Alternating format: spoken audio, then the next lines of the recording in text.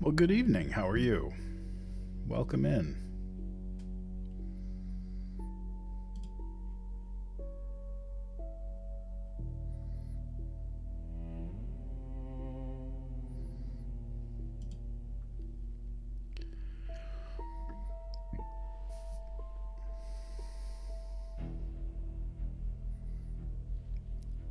Oh, fantastic. Glad to have you.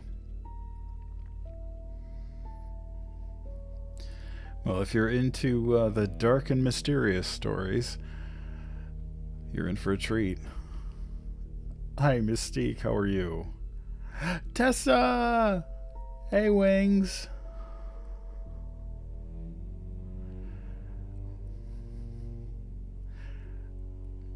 Now, Tessa and Wings are two of my moderators, so be nice to my moderators. They're good people. They take care of answering questions and all of that fun stuff while I'm reading.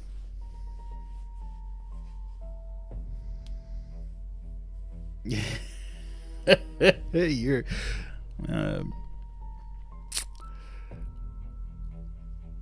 Oh, Tessa, you're a good girl.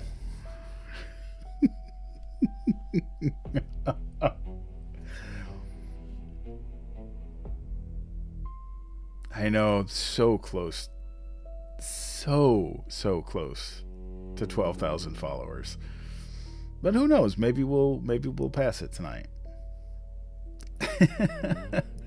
I couldn't resist. I saw Good Noodle and that was the first thing that came to my brain. I just started recording an audiobook today that is a little spicy, so a couple of the passages even made me blush. So hey Naomi, welcome in. Glad you're here. Yeah.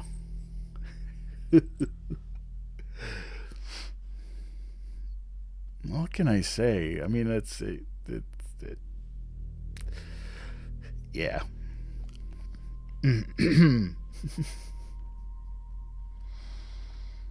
Well, I'll give it another minute here and then we'll get started. And we'll be doing 3 Richard Matheson stories. Now, if you don't know who Richard Matheson is, he's one of the great science fiction and horror writers of the 20th century, and his stories were adapted into several Twilight Zone episodes, and one of the stories that we'll be doing today is one of the Twilight Zone episodes. Don't want to give that away. He does. It's between him and Ray Bradbury. They both kind of predict the future. And thank you guys for all of the shares and the likes. It helps get the live stream out in front of more people. I did notice the other day that I actually have 4 super fans. I didn't even know that was a thing. But if you are interested, that superfan subscription is apparently $9.99 a month, which is amazing. But I also have regular subscriptions on my page, which is $2.99 a month, both of which help keep the campfire lit. I'm doing well. How about yourself? Yes, Tessa, I saw your name on the list. And I appreciate you more than I can say. Believe me.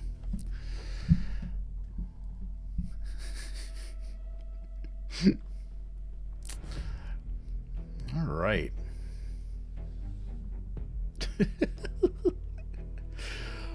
Oh, you're a nut. You are a nut.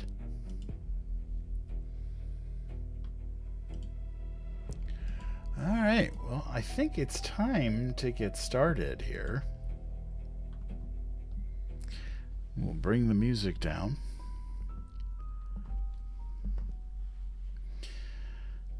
Well, good evening, everyone. It is a live story reading, Nessa.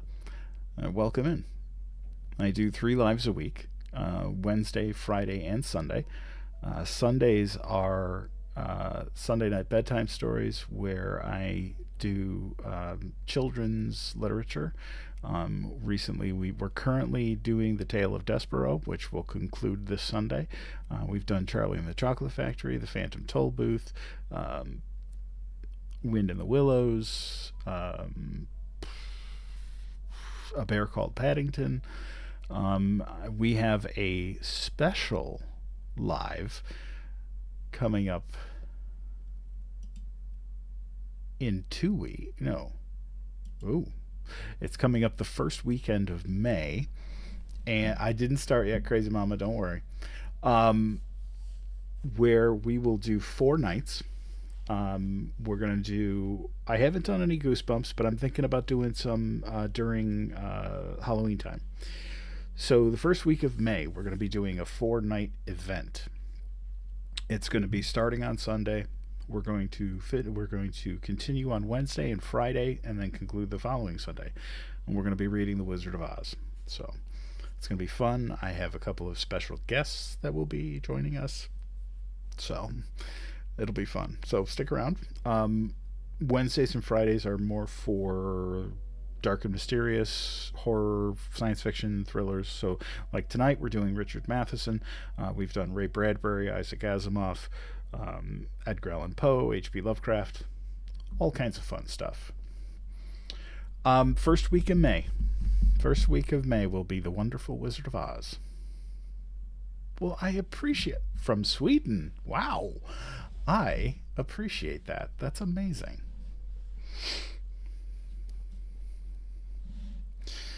All right. Well, before I get too far into the weeds, let's get started.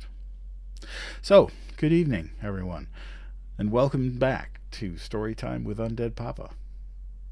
If you don't know, I am UndeadPapa. And this is an evening with Richard Matheson. Tonight, we have 3 stories where something feels just a little off, where the ordinary begins to slip, and the world is no longer what it seems. We'll begin with a quiet encounter, a stranger who may not be who he appears, and a feeling that something isn't quite right. So wherever you're listening from, dim the lights, sit back and relax, because story time is about to begin. This is The Holiday Man.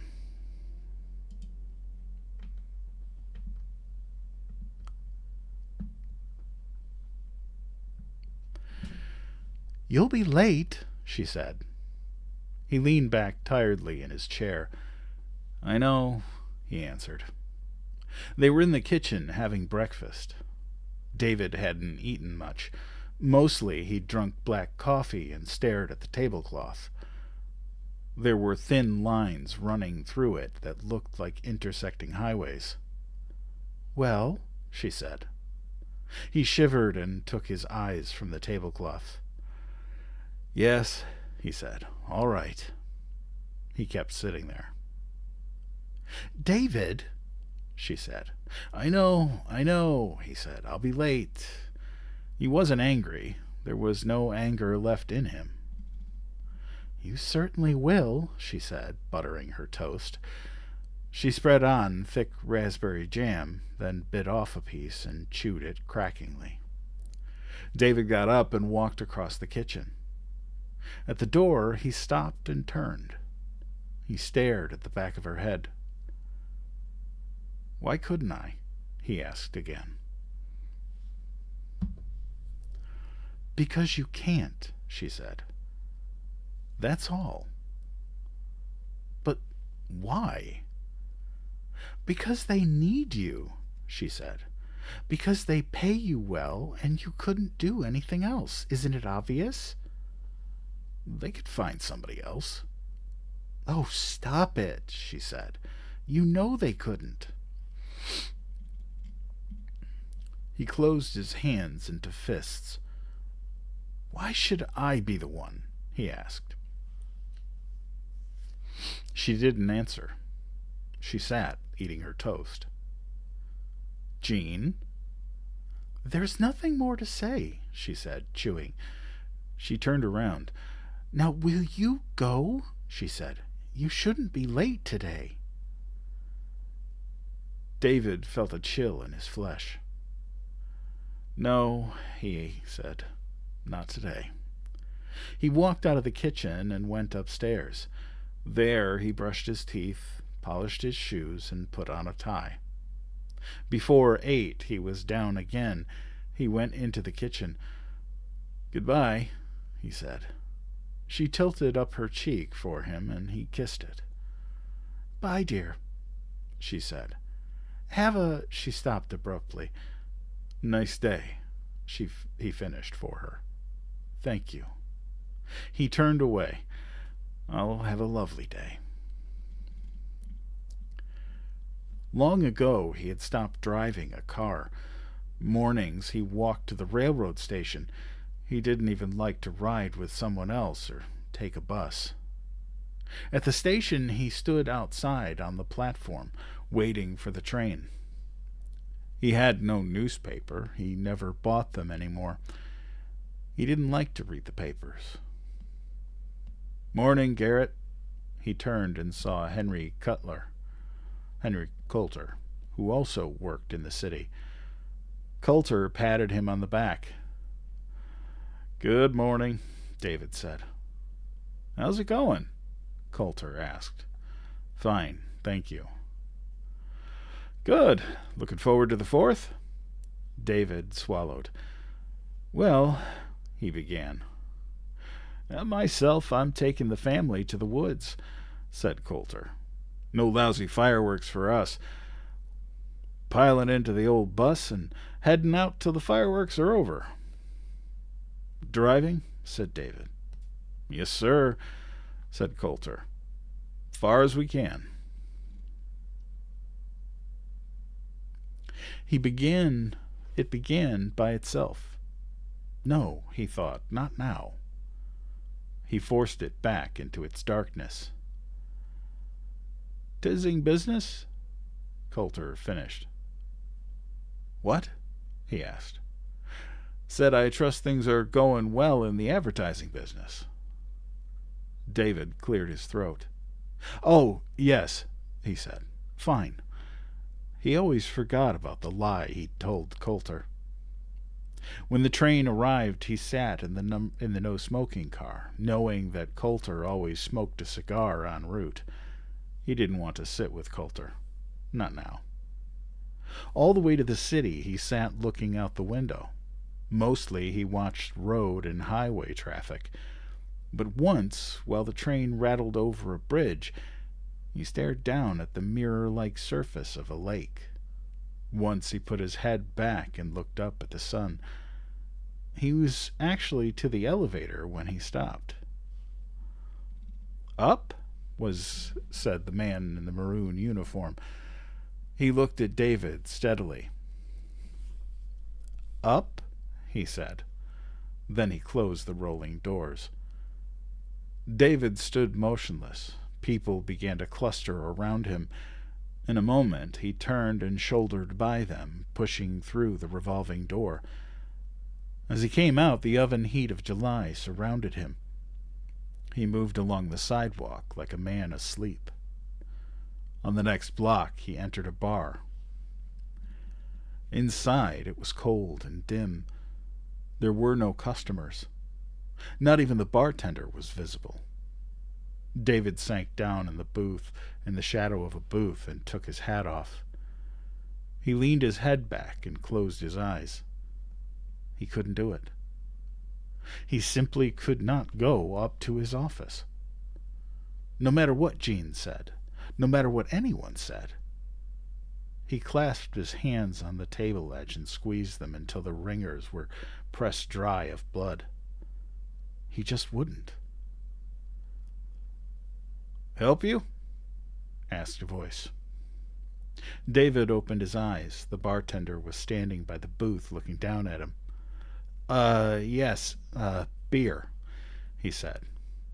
He hated beer, but he knew he had to buy something for the privilege of sitting in the chilly silence undisturbed. He wouldn't drink it. The bartender brought the beer, and David paid for it. Then, when the bartender had gone, he began to turn the glass slowly on the tabletop. While he was doing this, it began again. With a gasp, he pushed it away. "No," he told it, savagely. In a while, he got up and left the bar. It was past 10. That didn't matter, of course. They knew he was always late. They knew he always tried to break away from it and never could.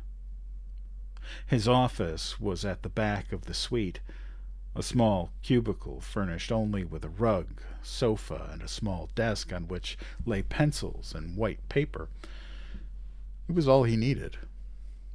Once he'd had a secretary, but he hadn't liked the idea of her sitting outside the door and listening to him scream. No one saw him enter. He let himself in from the hall through a private door. Inside, he relocked the door, then took off his suit coat and laid it across the desk. It was stuffy in the office, so he walked across the floor and pulled up the window. Far below, the city moved. He stood watching it. How many of them? He thought. Sighing heavily, he turned. While he was here, he was here. There was no point in hesitating any longer. He was committed now. The best thing was to get it over with and clear out. He drew the blinds, walked over to the couch, and laid down. He fussed a little with the pillow, then stretched once and was still. Almost immediately he felt his limbs going numb. It began. He did not stop it now. It trickled on his brain like melted ice. It rushed like winter wind. It spun like blizzard vapor. It leaped and ran and billowed and exploded, and his mind was filled with it. He grew rigid and began to gasp, his chest twitching with breath, the beating of his heart a violent stagger. His hands drew in like white talons, clutching and scratching at the couch. Whoops. He shivered and groaned and writhed. Finally, he screamed. He screamed for a very long while. When it was done, he lay limp and motionless on the couch, his eyes like balls of frozen glass. When he could, he raised his arm and looked at his wristwatch. It was almost 2. He struggled to his feet. His bones felt sheathed with lead, but he managed to stumble to his desk and sit before it. There he wrote on a sheet of paper, and when he was finished, slumped across the desk and fell into exhausted sleep. Later, he woke up and took the sheet of paper to his superior, who, looking it over, nodded. 486, huh? The superior said. You're sure of that? I'm sure, said David quietly. I watched every one. He didn't mention that Coulter and his family were among them. All right, said his superior. Let's see now. 452 from traffic accidents, 18 from drowning, 7 from sunstroke, 3 from fireworks, 6 from miscellaneous causes. Such as a little girl being burned to death, David thought. Such as a baby boy eating ant poison. Such as a woman being electrocuted, a man dying of a snake bite. Well, his superior said, let's make it, 450. It's always impressive when more people die than we predict. Of course, David said. The item was on the front page of all the newspapers that afternoon. While David was riding home, the man in front of him turned to his neighbor and said, What I'd like to know is how can they tell?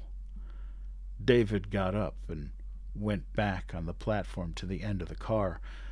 Until he got off, he stood there listening to the rain, listening to the train wheels, and thinking about Labor Day.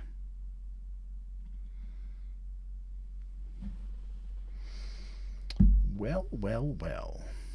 Hey, Songbird, how are you? So what do we think? That was a good one. Short, but good.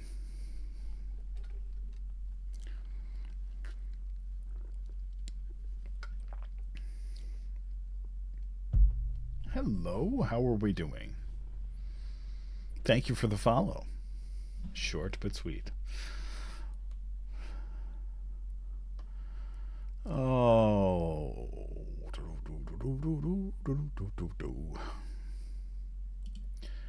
So are we all doing well this evening?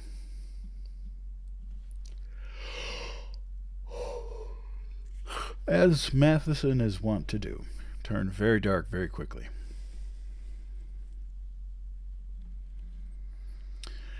All right.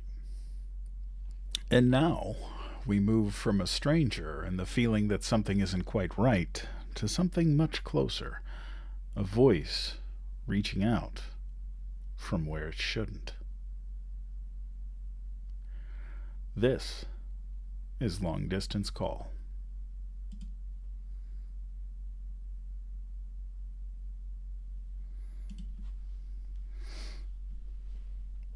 Oh, Crazy Mama, that's awesome.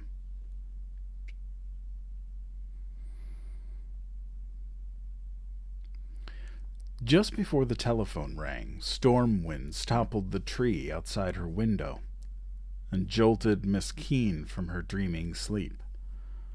She flung herself up with a gasp, her frail hands crumpling twists of sheet in either palm. Beneath her fleshless chest, the heart jerked taut. The sluggish blood spurted. She sat in rigid muteness, her eyes staring at the night. In another second, the telephone rang.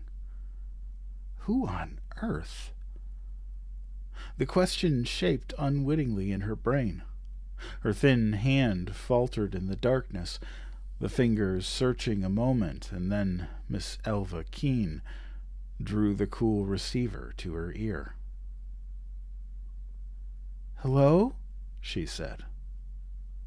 Outside, a cannon of thunder shook the night, twitching Miss Keene's crippled legs.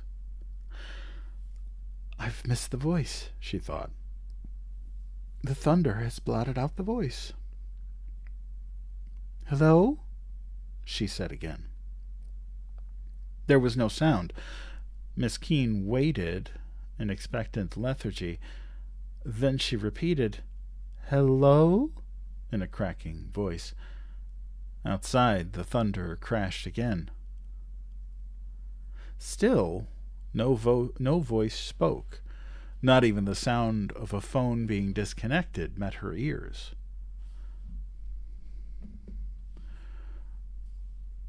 Her wavering hand reached out and thumped down the receiver with an angry motion. "Inconsideration," she muttered, thudding back on her pillow. Already her infirm back ached from the effort of sitting. She forced out a weary breath. Now she'd have to suffer through the whole tormenting process of going to sleep again.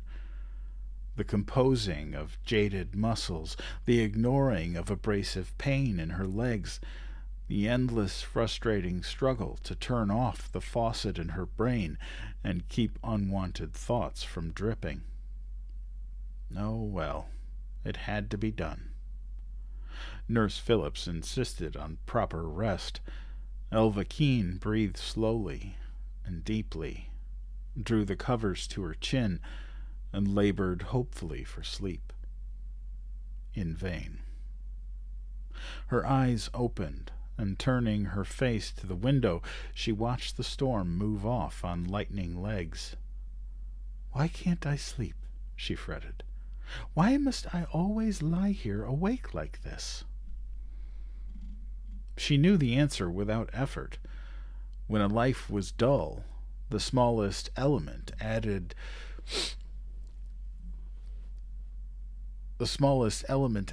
seemed unnaturally intriguing, and life for Miss Keene was the sorry pattern of lying flat or being propped on pillows, reading books which Nurse Phillips brought from the town library, getting nourishment, rest, medication, listening to her tiny radio, and waiting for something different to happen.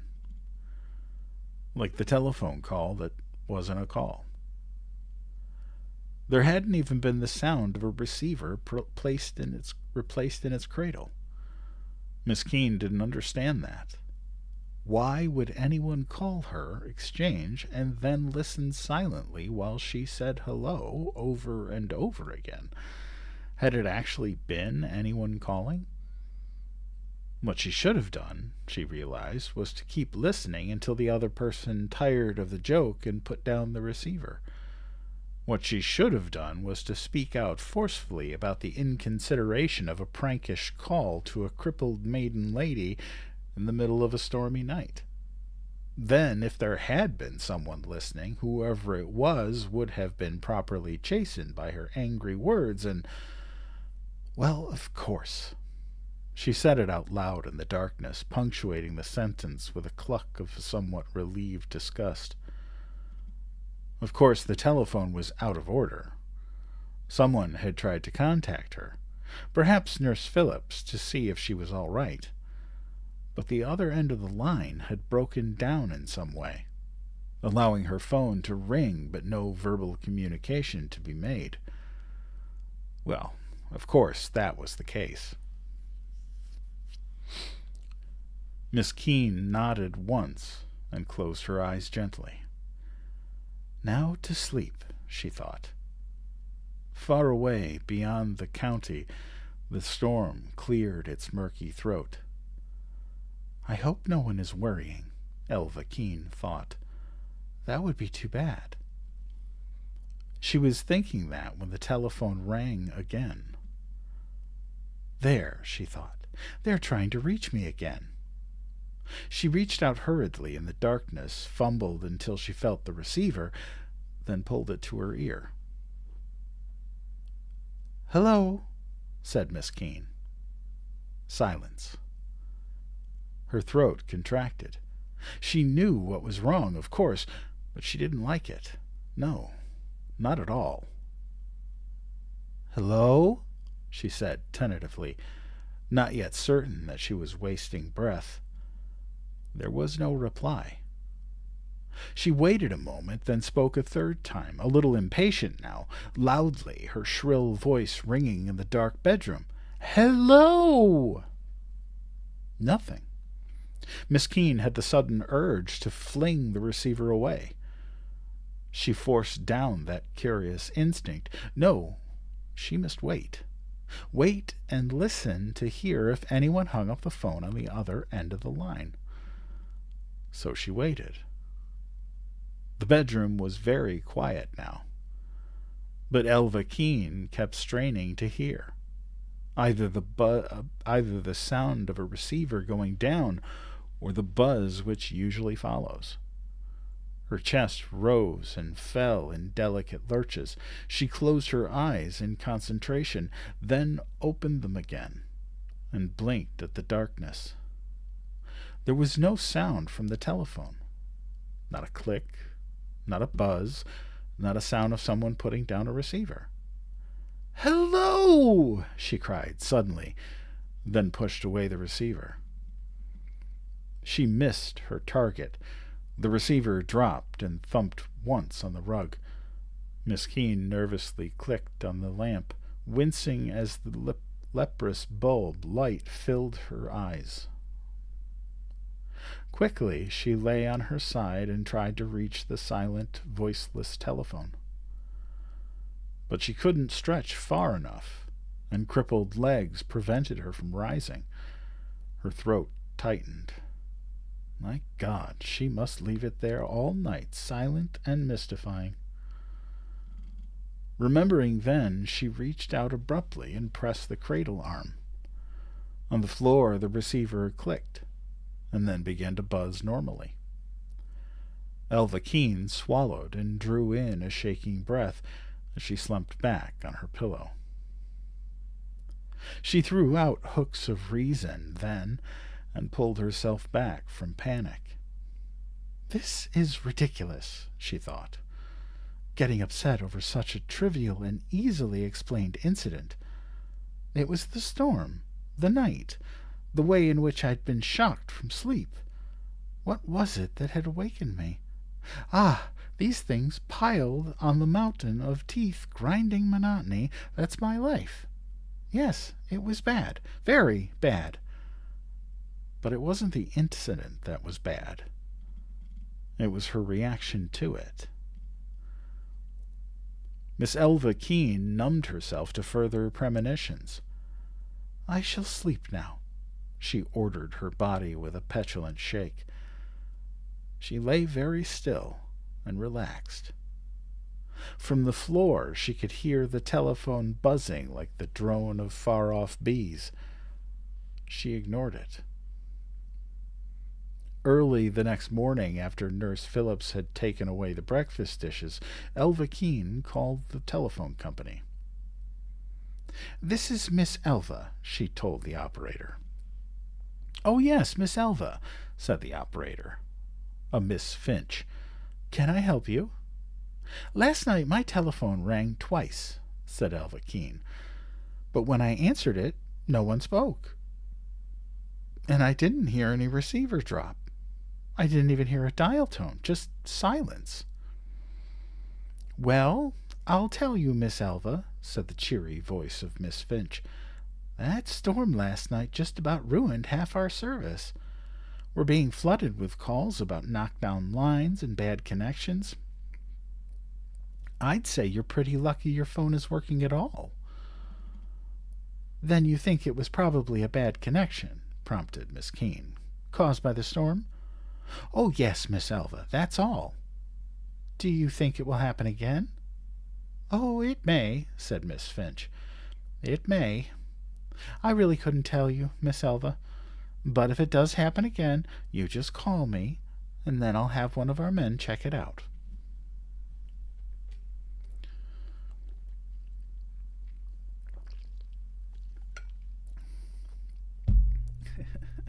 Y'all, my first name is Jeremy.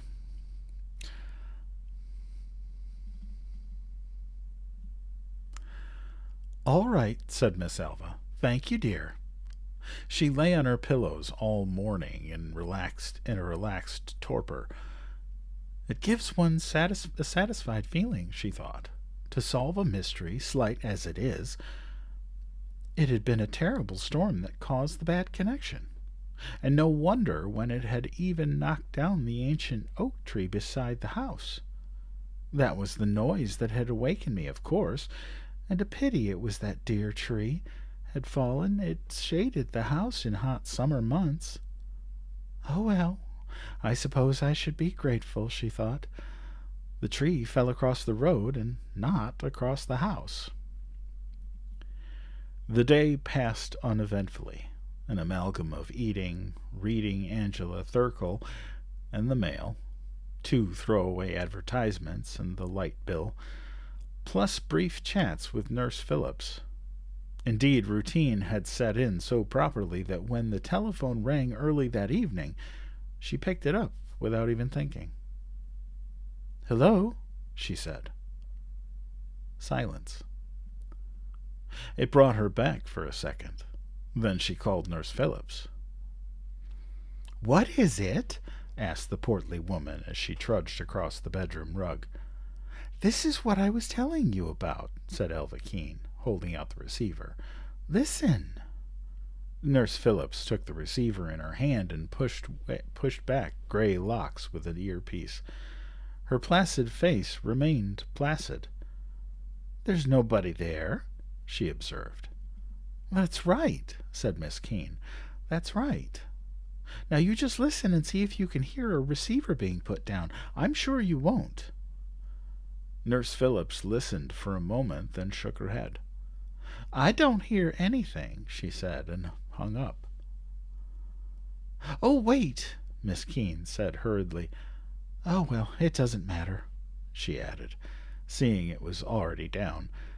"If it happens too often, I'll just call Miss Finch, and they'll have a repairman check it out." "I see," Nurse Phillips said, and went back to the living room and Faith Baldwin. Nurse Phillips left the house at 8, leaving on the bedside table, as usual, an apple, a cookie, a glass of water, and a bottle of pills. She puffed up the pillows behind Miss Keene's fragile back, moved the radio and telephone a little closer to the bed, looked around complacently, then turned for the door, saying, "I'll see you tomorrow." It was 15 minutes later when the telephone rang. Miss Keene picked up the receiver quickly. She didn't bother saying hello this time. She just listened. At first it was the same, an absolute silence. She listened a moment more impatiently. Then, on the verge of replacing the receiver, she heard the sound. Her cheek twitched. She jerked the telephone back to her ear. "Hello?"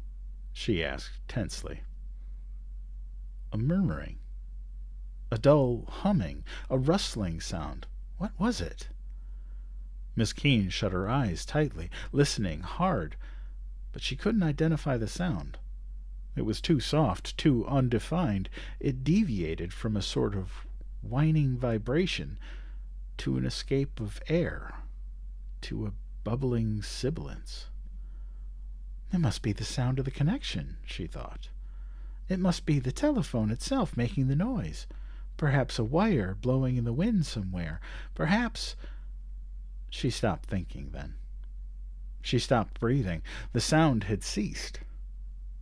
Once more, silence rang in her ears. She could feel the heartbeat stumbling in her chest again, the walls of her throat closing in. "Oh, this is ridiculous," she told herself. "I've already been through this. It was the storm. The storm." She lay back on her pillows, the receiver pressed to her ear, nervous breaths faltering from her nostrils. She could feel unreasoning dread rise like a tide within her. Despite all attempts at sane deduction, her mind kept slipping off the glassy perch of reason.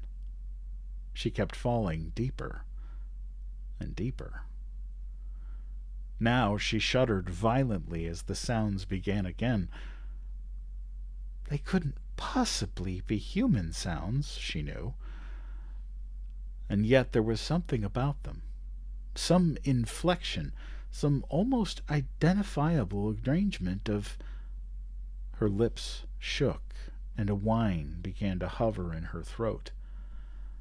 but she couldn't put down the telephone. She simply couldn't. Whether they were the rise and fall of the wind or the muttering of faulty mechanisms, she didn't know, but they would not let her go. "Hello?" she murmured shakily. The sounds rose in volume. They rattled and shook in her brain. "Hello?" she screamed. "Hello?" answered a voice on the telephone. Then Miss Keene fainted dead away. "Are you sure? Are you certain it was someone saying hello?" Miss Finch asked Miss Elva over the telephone. "It might have been the connection, you know." "I'll tell you, it was a man," a shaking Elva Keene screeched. "It was the same man who kept listening to me say hello over and over and over again without answering me back. The same one who made terrible noises over the phone." Miss Finch cleared her throat politely. "Well, I'll have a man check your line, Miss Elva, as soon as he can. Of course, the men are very busy now with all the repairs on storm wreckage, but as soon as it's possible." "And what am I going to do if this person calls again?" "You just hang up on him, Miss Elva." "But he keeps calling." "Well," Miss Finch's affability wavered, "why don't you find out who he is, Miss Elva? If you can do that, why, we can take immediate action, you see, and—" After she hung up, Miss Keene lay against the pillows tensely, listening to Nurse Phillips sing husky love songs over the breakfast dishes. Miss Finch didn't believe her story. That was apparent. Miss Finch thought she was a nervous old woman falling prey to imagination. Well, Miss Finch would find out differently. "I'll just keep calling her until she does," she said irritably to Nurse Phillips just before afternoon nap. "You just do that," said Nurse Phillips. "Now take your pill and lie down." Miss Keene lay in grumpy silence, her vein-rutted hands knotted at her sides. It was 10 after 2, except for the bubbling of Nurse Phillips' front-room snores. The house was silent in the October afternoon. "It makes me angry," thought Elva Keene, "that no one will take this seriously. Well," her thin lips pressed together, "the next time the telephone rings, I'll make sure that Nurse Phillips listens until she does hear something." Exactly then, the phone rang. Miss Keene felt a cold tremor lace down her body. Even in the daylight, with sunbeams speckling her flowered coverlet, the strident ringing frightened her. She dug porcelain teeth into her lower lip to steady it. "Shall I answer it?" The question came, and then, before she could even think to answer, her hand picked up the receiver. A deep, ragged breath, she drew the phone slowly to her ear. She said, "Hello?" The voice answered back. "Hello?" Hollow and inanimate. "Who is this?" Miss Keene asked, trying to keep her throat clear. "Hello?" "Who's calling, please?" "Hello?" "Is anyone there?" "Hello?" "Please!" "Hello?" Miss Keene jammed down the receiver and lay on her bed, trembling violently, unable to catch her breath. "What is it?" begged her mind. "What in God's name is it?" "Margaret!" she cried. "Margaret!" In the front room, she heard Nurse Phillips grunt abruptly, then start coughing. "Margaret, please!" Elva Keene heard the large-bodied woman rise to her feet and trudge across the living-room floor. "I must compose myself," she told herself, fluttering hands to her fevered cheeks. "I must tell her exactly what happened." "What is it?" grumbled the nurse. "Does your stomach ache?" Miss Keene's throat drew in tautly as she swallowed. "He just called again," whispered. "Who?" "That man." "What man?" "The one who keeps calling," Miss Keene cried. "He keeps saying hello over and over again. That's all he says. Hello, hello, hell—" "Now stop this," Nurse Phillips scolded. "Tie back and—" "I don't want to lie back," she said frenziedly. "I want to know who this terrible person is who keeps frightening me." "Now, don't work yourself into a state," warned Nurse Phillips. "You know how upset your stomach gets." Miss Keene began to sob bitterly. I'm afraid of him. Why does he keep calling?" Nurse Phillips stood by the bed looking down in bovine inertia. "Now, what did Miss Finch tell you?" she said softly. Miss Keene's shaking lips could not frame the answer. "Did she tell you it was the connection?" the nurse soothed. "Did she?" "But it isn't. It's a man. A man!" Nurse Phillips expelled a patient breath. "If it's a man," she said, "then just hang up. You don't have to talk to him. Just hang up. Is that so hard to do?" Miss Keene shut tear-bright eyes and forced her lips into a twitching line. In her mind, the man's subdued and listless voice kept echoing, over and over, the inflections never altering, the question never deferring to her replies, just repeating itself endlessly in doleful apathy. "Hello? Hello?" making her shudder to the heart.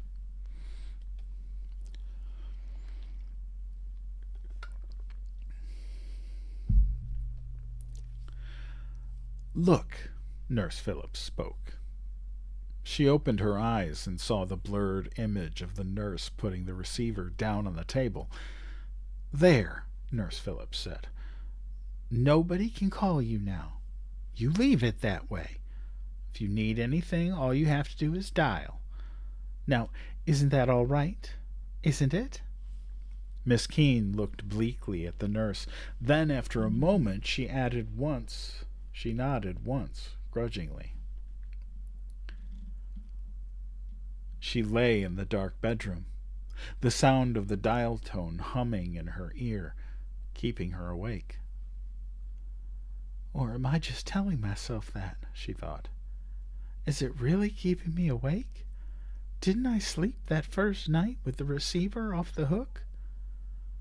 No, it wasn't the sound. It was something else." She closed her eyes obdurately. "I won't listen," she told herself. "I just won't listen to it." She drew in trembling breaths of the night, but the darkness would not fill her brain and blot away the sound. Miss Keene felt around on the bed until she found her bed jacket.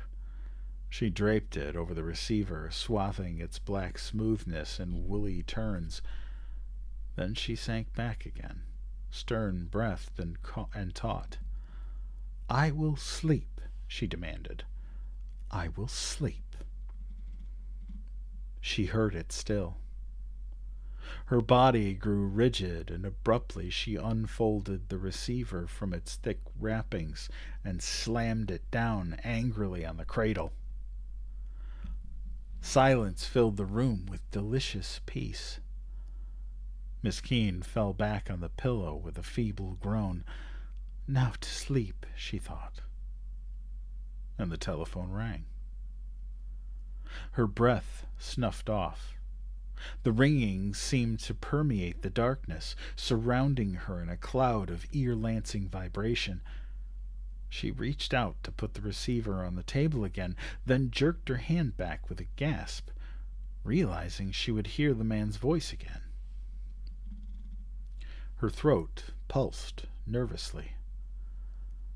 "What will I do?" she planned. What I'll do is take off the receiver very quickly, and put it down. Then push down on the arm and cut off the line. Yes, that's what I'll do." She tensed herself and spread her hand out cautiously until the ringing phone was under it. Then, breath held, she followed her plan, slashed off the ring, reached quickly for the cradle arm, and stopped, frozen as the man's voice reached out through the darkness to her ears. "Where are you?" he asked. "I want to talk to you." Claws of ice clamped down on Miss Keene's shuddering chest. She lay petrified, unable to cut off the sound of the man's dull, expressionless voice asking, "Where are you? I want to talk to you." A sound from Miss Keene's throat, thin and fluttering, and the man said, "Where are you? I want to talk to you." "No, no," sobbed Miss Keene. "Where are you? I want to—" She pressed the cradle arm with taut white fingers. She held it down for 15 minutes before letting it go. "I tell you, I won't have it." Miss Keene's voice was a frayed ribbon of sound. She sat inflexibly on the bed, straining her frightened anger through the mouthpiece vents. "You say you hang up on this man, and he still calls?" Miss Finch inquired. "I've explained all that," Elva Keene burst out. "I had to leave the receiver off the phone all night, so he wouldn't call. The buzzing kept me awake. I didn't get a wink of sleep. Now I want this line checked. Do you hear me? I want you to stop this terrible thing." Her eyes were like hard, dark beads. The phone almost slipped from her palsied fingers. "All right, Miss Elva," said the operator. "I'll send a man out today." "Thank you, dear, thank you," Miss Keene said. "Will you call me when—" Her voice stopped abruptly as a clicking sound started on the telephone. "The line is busy," she announced. The clicking stopped, and she went on to repeat, "Will you let me know when you find out who this terrible person is?" "Surely, Miss Elva, surely. And I'll have a man check your lines this afternoon. You're at 127 Mill Lane, aren't you?" "That's right, dear. You will see it, won't you? You will see to it, won't you?" "I promise faithfully, Miss Elva, first thing today." "Thank you, dear," Miss Keene said, drawing in relieved breath. There were no calls from the man all that morning, none that afternoon.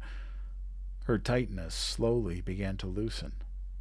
She played a game of cribbage with Nurse Phillips and even managed a little laughter. It was comforting to know that the telephone company was working on it now. They'd soon catch that awful man and bring back her peace of mind. But when 2 o'clock came, then 3 o'clock, and still no repairman at her house, Miss Keene began worrying again. "What's the matter with that girl?" she said pettishly. "She promised me faithfully that a man would come this afternoon." "He'll be here," Nurse Phillips said. "Be patient."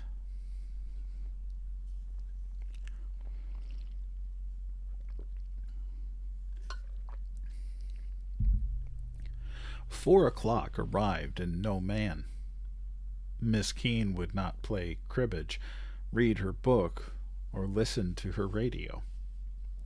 What had begun to loosen was tightening again, increasing minute by minute until at 5 o'clock, when the telephone rang, her hand spurted out rigidly from the flaring sleeve of her bed jacket and clamped down like a claw on the receiver.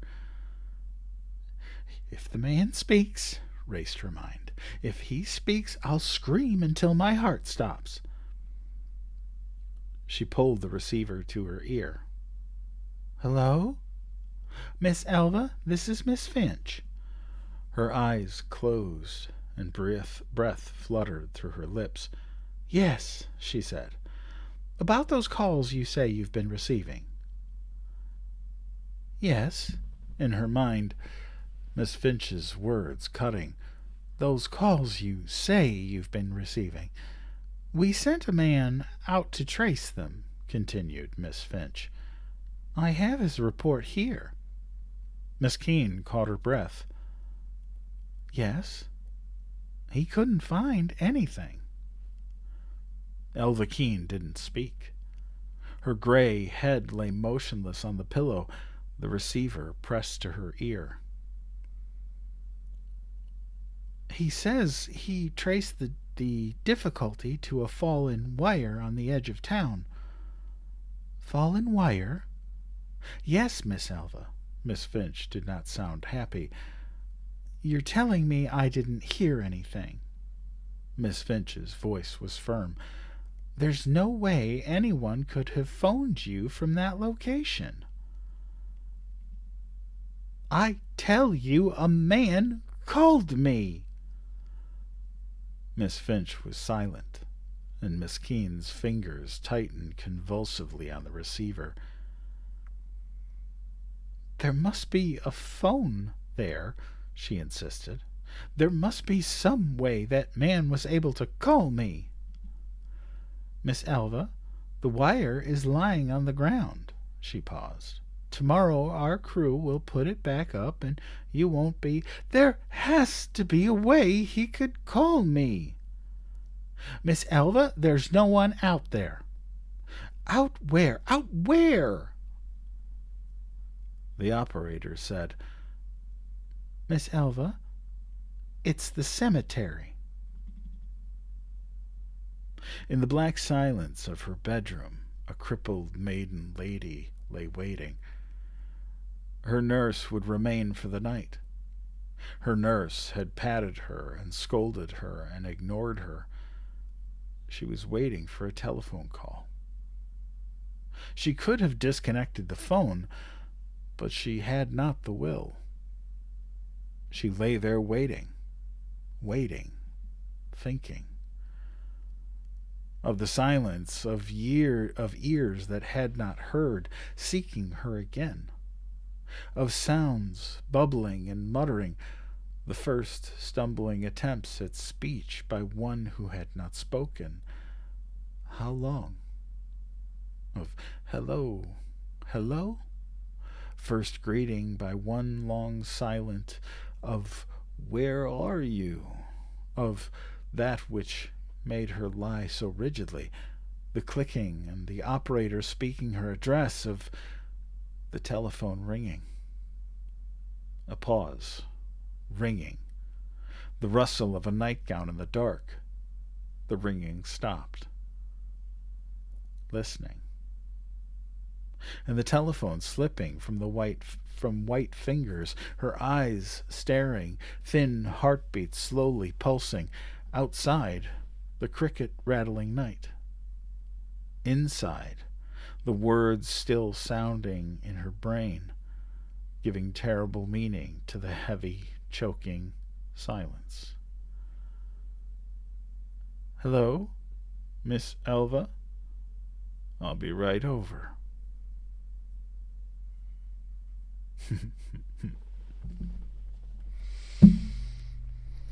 Oh, that was a good one.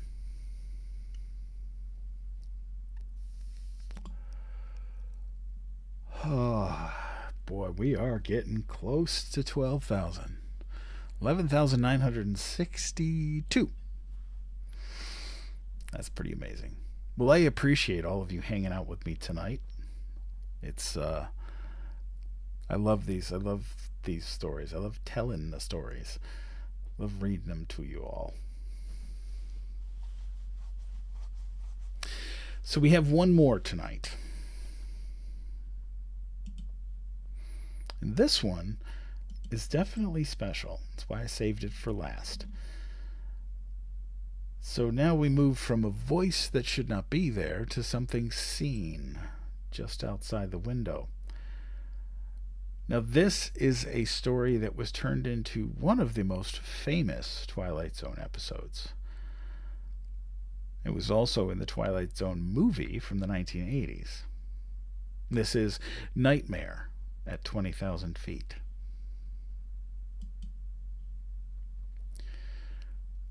"Seatbelt, please," said the stewardess cheerfully as she passed him.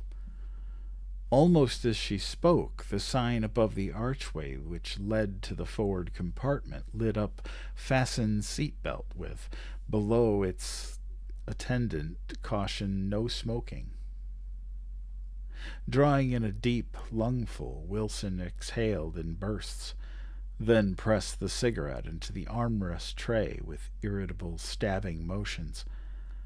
Outside, one of the engines coughed monstrously, spewing out a cloud of fume which fragmented into the night air. The fuselage began to shudder, and Wilson, glancing through the window, saw the exhaust of flame jetting whitely from the engine's nacelle. The second engine coughed, then roared, its propeller instantly a blur of revolution. With a tense submissiveness, Wilson fastened the belt across his lap. Now all the engines were running, and Wilson's head throbbed in unison with the fuselage. He sat rigidly, staring at the seat ahead as the DC-7 taxied across the apron, heating the night with the thundering blast of its exhausts. At the edge of the runway, it halted. Wilson looked out through the window at the leviathan glitter of the terminal. By late morning, he thought, showered and cleanly dressed, he would be sitting in the office of one more contact discussing one more specious deal, the net result of which would not add one jot of meaning to the history of mankind. It was all so damned, Wilson gasped as the engines began their warm-up race preparatory for takeoff. That sound, already loud, became deafening, waves of sound that crashed against Wilson's ears like club blows. He opened his mouth as if to let it drain. His eyes took on the glaze of a suffering man. His hands drew in like tensing claws. He started, legs retracing, as he felt a touch on his arm. Jerking aside his head, he saw the stewardess who had met him at the door. She was smiling down at him. "Are you all right?" He barely made out her words. Wilson pressed his lips together and agitated his hand at her as if pushing her away. Her smile flared into excess brightness, then fell as she turned and moved away. The plane began to move. At first, lethargically, like some behemoth struggling to overthrow the pull of its own weight. Then with more speed, forcing off the drag of friction. Wilson turned to the window, saw the dark runway rushing by, faster and faster. On the wing edge there was a mechanical whining as the flaps descended. Then, imperceptibly, the giant wheels lost contact with the ground. The earth began to fall away. Trees flashed underneath, buildings, the darting quicksilver of car lights. The DC-7 banked slowly to the right, pulling itself upward toward the frosty glitter of the stars. Finally, it leveled off, and the engine seemed to stop until Wilson's adjusting ear caught the murmur of their cruising speed. A moment of release slackened his muscles, imparting a sense of well-being. Then it was gone. Wilson sat immobile, staring at the no smoking sign until it winked out, then quickly lit a cigarette. Reaching into the seat back pocket in front of him, he slid free his newspaper. As usual, the world was in a state similar to his. Friction in diplomatic circles, earthquakes and gunfire, murder, rape, tornadoes and collisions, business conflicts, gangsterism. God's in his heaven. All's right with the world, thought Arthur Jeffrey Wilson. 15 minutes later, he tossed the paper aside. His stomach felt awful. He glanced up at the signs beside the two lavatories. Both illuminated read occupied. He pressed out his third cigarette since takeoff, and turning off the overhead lights, stared out through the window. Along the cabin's length, people were already flicking out their lights and reclining their chairs for sleep. Wilson glanced at his watch. 11:20.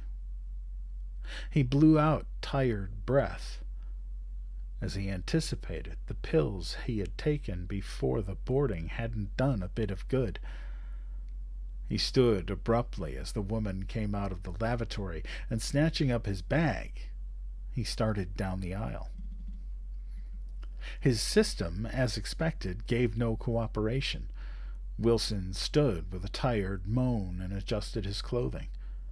Having washed his hands and face, he removed the toilet kit from the bag and squeezed a filament of paste across his toothbrush. As he brushed, one hand braced for support against the cold bulkhead. He looked out through the port. Feet away was the pale blue of the inboard propeller. Wilson visualized what would happen if it were to tear loose and, like a tri-bladed cleaver, come slicing in at him. There was a sudden depression in his stomach. Wilson swallowed instinctively and got some paste-stained saliva down his throat. Gagging, he turned and spat into the sink, then hastily washed out his mouth and took a drink. Dear God, if only he could have gone by train, and had his own compartment, taken a casual stroll to the club car, settled down in an easy chair with a drink and a magazine. But there was no such time or fortune in this world. He was about to put the toilet kit away when his gaze caught on the oilskin envelope in the bag. He hesitated, then, setting the small briefcase on the sink, drew out the envelope and undid it on his lap. He sat staring at the oil-glossed symmetry of the pistol. He carried it around with him for almost a year now. Originally, when he'd thought about it, it was in terms of money carried, protection from hold-up, safety from teenage gangs in the city he had to attend. Yet far beneath, he'd always known there was no valid reason except one. A reason he thought more of every day, how simple it would be here, now. Wilson shut his eyes and swallowed quickly. He could still taste the toothpaste in his mouth, a faint nettling of peppermint on the buds. He sat heavily in the throbbing chill of the lavatory, the oily gun resting in his hands, until quite suddenly he began to shiver without control. God, let me go, his mind cried out abruptly. Let me go. Let me go. He barely recognized the whimpering in his ears.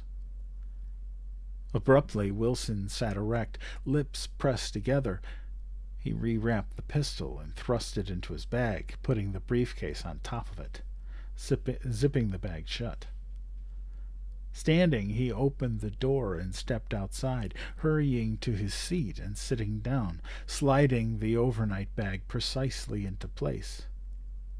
He indented the armrest button and pushed himself back.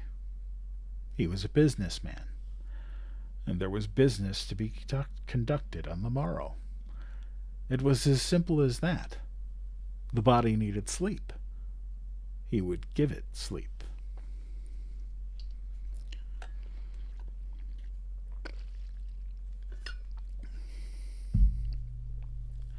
"20 minutes later, Wilson reached down slowly and depressed the button.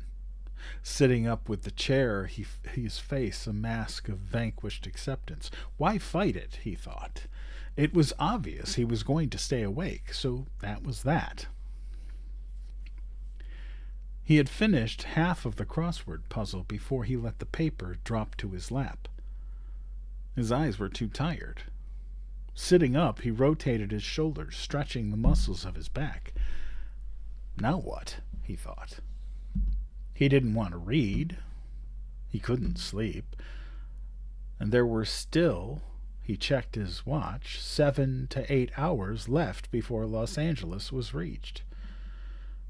How was he to spend them? He looked along the cabin and saw that except for a single passenger in the forward compartment, everyone was asleep. A sudden, overwhelming fury filled him, and he wanted to scream, to throw something, to hit somebody. Teeth jammed together so rabidly it hurt his jaws. Wilson shoved aside the curtains with a spastic hand and stared out murderously through the window. Outside, he saw the wing lights blinking off and on, the lurid flashes of exhaust from the engine cowlings. Here he was, he thought, 20,000 feet above the earth, trapped in a howling shell of death, moving through polar night afterward toward. Wilson twitched as lightning bleached the sky, washing its false daylight across the wing. He swallowed. Was there going to be a storm? The thought of rain and heavy winds, of the plane a chip in the sea of sky, was not a pleasant one. Wilson was a bad flyer. Excess motion always made him ill. Maybe he should have taken another few Dramamines to be on the safe side. And naturally his seat was next to the emergency door. He thought about it opening accidentally, about himself sucked from the plane, falling, screaming. Wilson blinked and shook his head. There was a faint tingling at the back of his neck as he pressed close to the window and stared out. He sat there, motionless, squinting. He could have sworn. Suddenly, his stomach muscles jerked violently, and he felt his eyes strain forward. There was something crawling on the wing. Wilson felt a sudden, nauseous tremor in his stomach. Dear God! Had some dog or cat crawled onto the plane before takeoff and in some way managed to hold on? It was a sickening thought. The poor animal would be deranged with terror. Yet how, on the smooth, wind-blasted surface, could it possibly discover gripping places? Surely that was impossible. Perhaps, after all, it was only a bird, or... The lightning flared, and Wilson saw that it was a man. He couldn't move. Stupefied, he watched the black form crawling down the wing. Impossible. Somewhere, cased in layers of shock, a voice declared itself, but Wilson did not hear. He was conscious of nothing but the titanic, almost muscle-tearing leap of his heart, and of the man outside. Suddenly, like ice-filled water thrown across him, there was a reaction. His mind sprang for the shelter of explanation. A mechanic had, through some incredible oversight, been taken up with the ship and had managed to cling to it, even though the wind had torn his clothes away, even though the air was thin and close to freezing. Wilson gave himself no time for refutation. Jarring to his feet, he shouted, "Stewardess! Stewardess!" His voice a hollow, ringing sound in the cabin. He pushed the button for her with a jabbing finger. "Stewardess!" She came running down the aisle, her face tightened with alarm. When she saw the look on his face, she stiffened in her tracks. "There's a man out there! A man!" cried Wilson. "What?" Skin contracted on her cheeks, around her eyes. "Look! Look!" Hand shaking, Wilson dropped back into his seat and pointed out the window. "He's crawling on the—" The words ended with a choking rattle in his throat. There was nothing on the wing. Wilson sat there, trembling. For a while before he turned back, he looked at the reflection of the stewardess on the window. There was a blank expression on her face. At last he turned and looked up at her. He saw her red lips part as though she meant to speak, but she said nothing, only placing the lips together again and swallowing. An attempted smile distended briefly at her features. "I'm sorry," Wilson said. "It must have been a—" He stopped as though the sentence were completed. Across the aisle, a teenage girl was gaping at him with sleepy curiosity. The stewardess cleared her throat. "Can I get you anything?" she asked. "A glass of water," Wilson said. The stewardess turned and moved back up the aisle. Wilson sucked in a long breath of air and turned away from the young girl's scrutiny. He felt the same. That was the thing that shocked him most. Where were the visions, the cries, the pummeling of fists on temples, the tearing out of his hair? Abruptly he closed his eyes. There had been a man, he thought. There had actually been a man. That's why he felt the same, and yet there couldn't have been. He knew that clearly.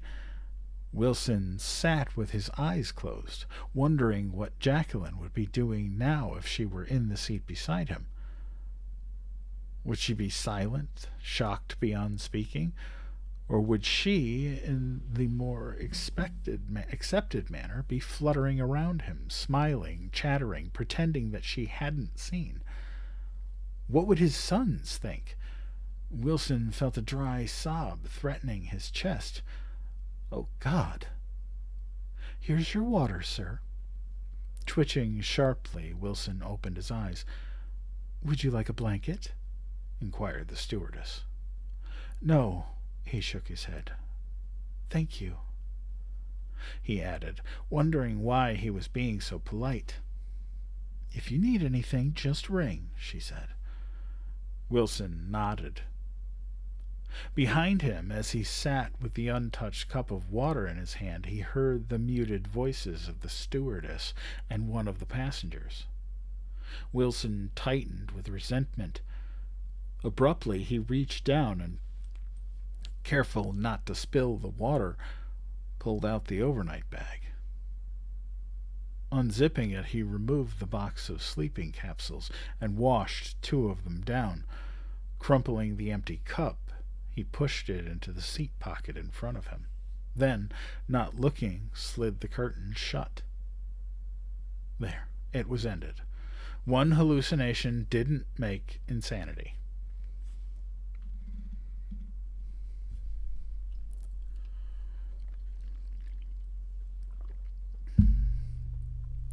Wilson turned onto his right side and tried to set himself again in the fitful motion of the ship. He had to forget about this. That was the most important thing. He mustn't dwell on it. Unexpectedly, he found a wry smile forming on his lips. Well, by God, No one would accuse him of mundane hallucinations anyway. When he went at it, he did a royal job.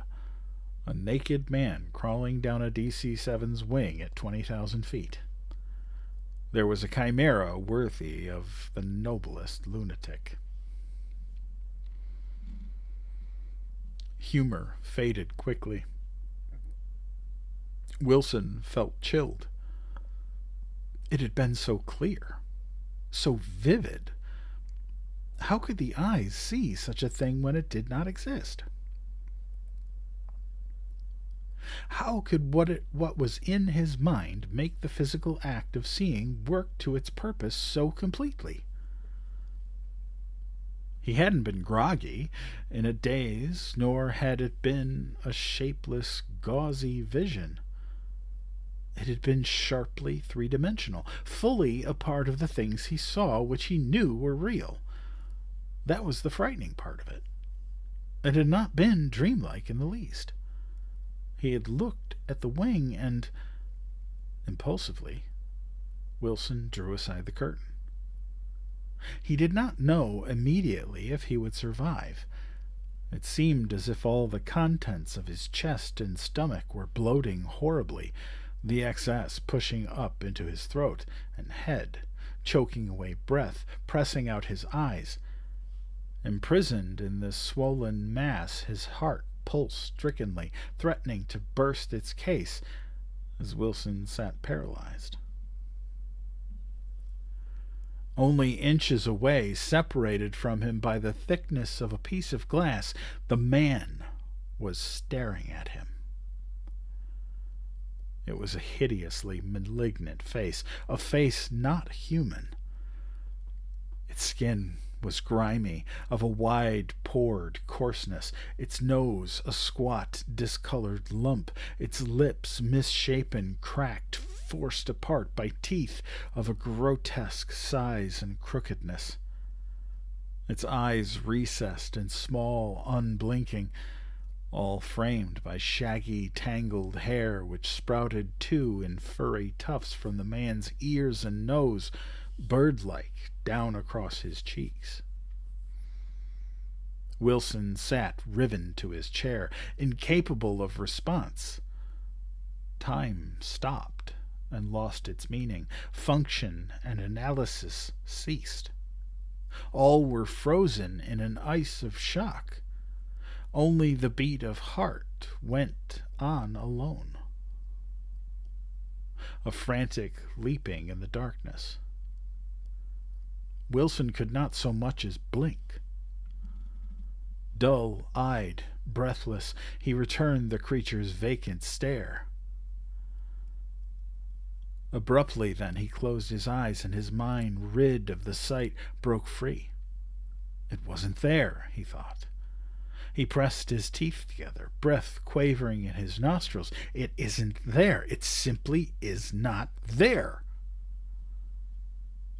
Clutching at the armrests with pale-knuckled fingers, Wilson braced himself. There is no man out there, he told himself. It was impossible that there should be a man out there crouching on the wing looking at him.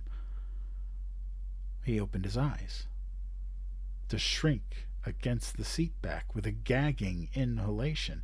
Not only was the man still there, but he was grinning. Wilson turned his fingers in and dug the nails into his palms until pain flared. He kept it there until there was no doubt in his mind that he was fully conscious. Then, slowly, arm quivering and numb, Wilson reached up for the button which would summon the stewardess. He would not make the same mistake again. Cry out, leap to his feet, alarm the creature into flight. He kept reaching upward, a tremor of aghast excitement in his muscles now because the man was watching him, the small eyes shifting with the movement of his arm. He pressed the button carefully once, twice. Now come, he thought. Come with your objective eyes and see what I see, but hurry! In the rear of the cabin, he heard a curtain being drawn aside, and suddenly his body stiffened. The man had turned his Caliban head to look in that direction. Paralyzed, Wilson stared at him. "Hurry," he thought. "For God's sake, hurry!" It was over in a second. The man's eyes shifted back to Wilson. Across his lips a smile of monstrous cunning. Then with a leap, he was gone. "Yes, sir?" For a moment Wilson suffered the fullest anguish of madness. His gaze kept jumping from the spot where the man had stood to the stewardess's questioning face, then back again. Back to the stewardess, to the wing, to the stewardess. His breath caught, his eyes stark with dismay. What is it?" asked the stewardess. It was the look on her face that did it. Wilson closed a vice on his emotions. She couldn't possibly believe him. He realized it in an instant. I'm sorry," he faltered. He swallowed so dryly that it made a clicking noise in his throat. "It's nothing. I apologize."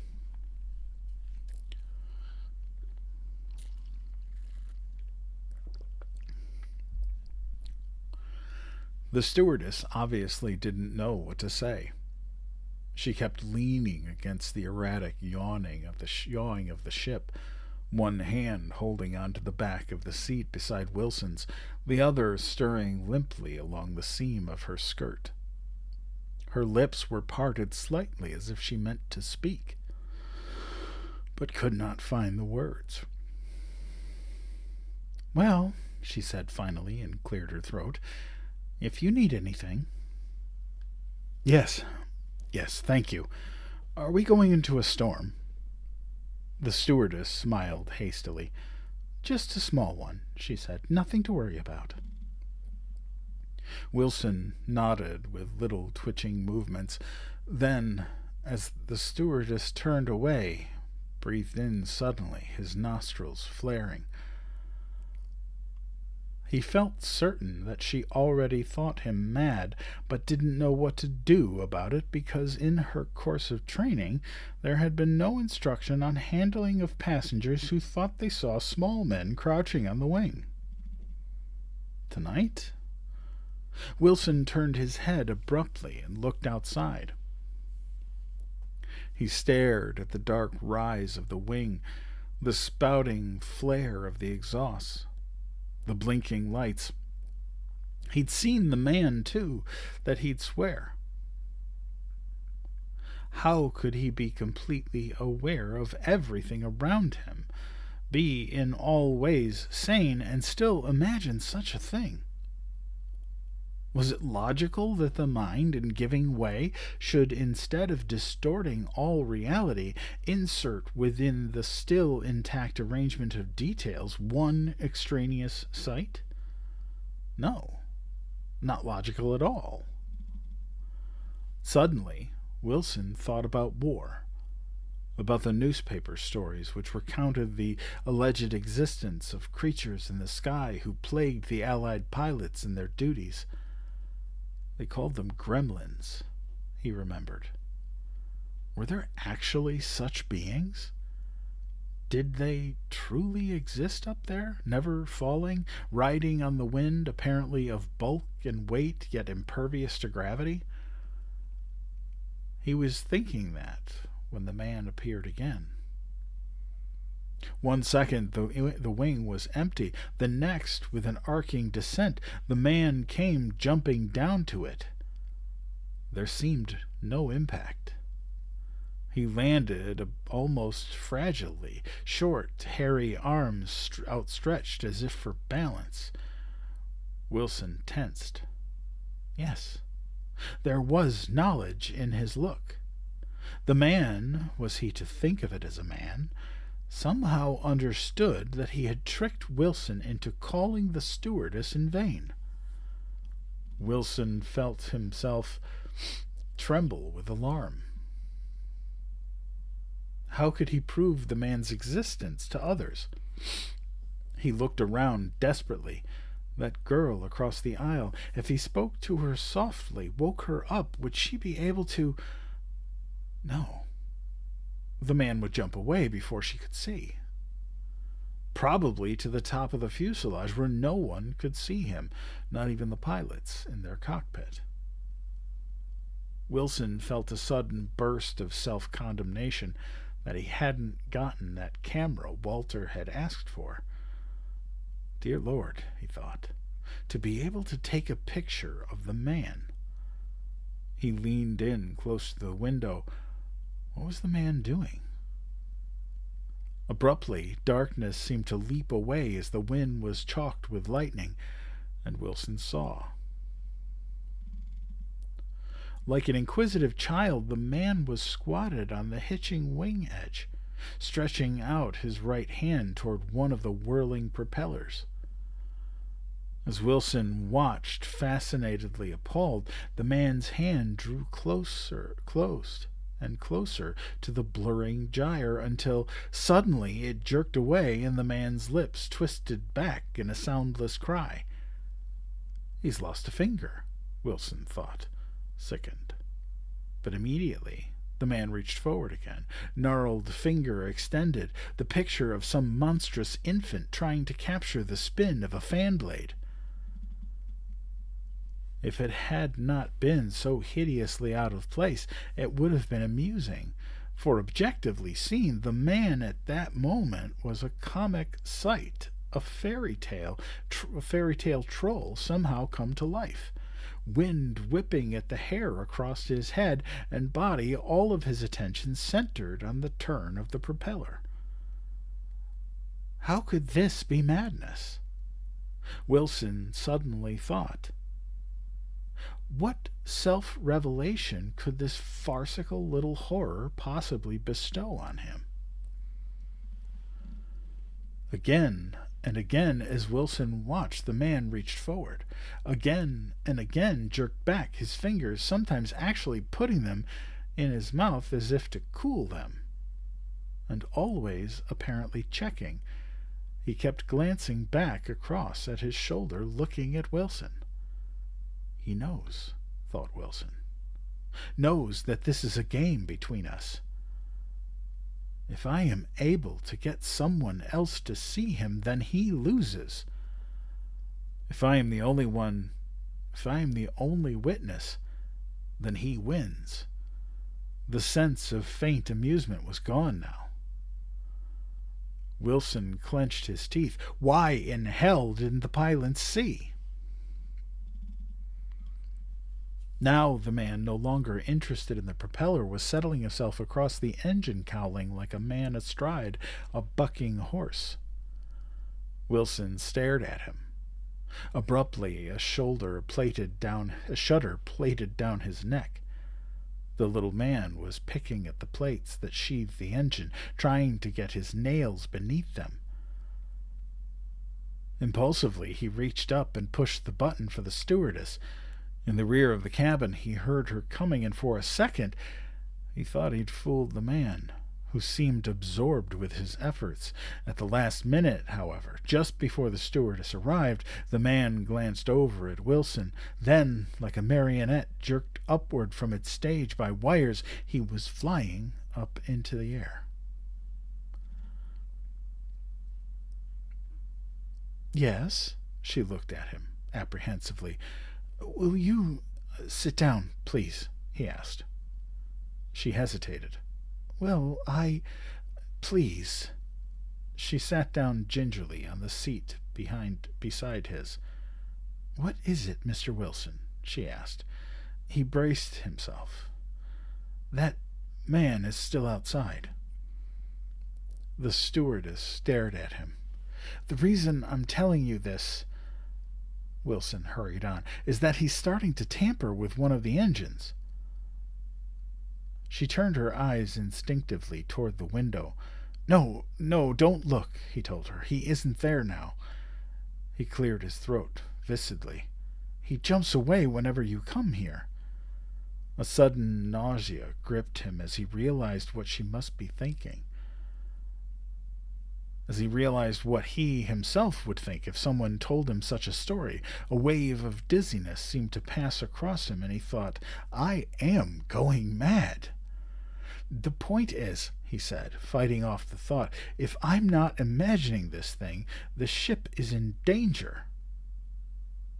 Yes, she said. I know, he said. You think I've lost my mind. Of course not, she said. All I ask is this, he said, struggling against the rise of anger. Tell the pilots what I've said. Ask them to keep an eye on the wings. If they see nothing at all right. But if they do... The stewardess sat there quietly, looking at him. Wilson's hands curled into fists that trembled in his lap. Well? He asked. She pushed to her feet. I'll tell them, she said.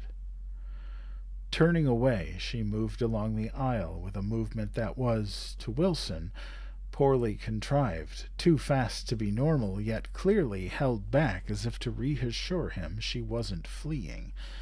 He felt his stomach churning as he looked out at the wing again.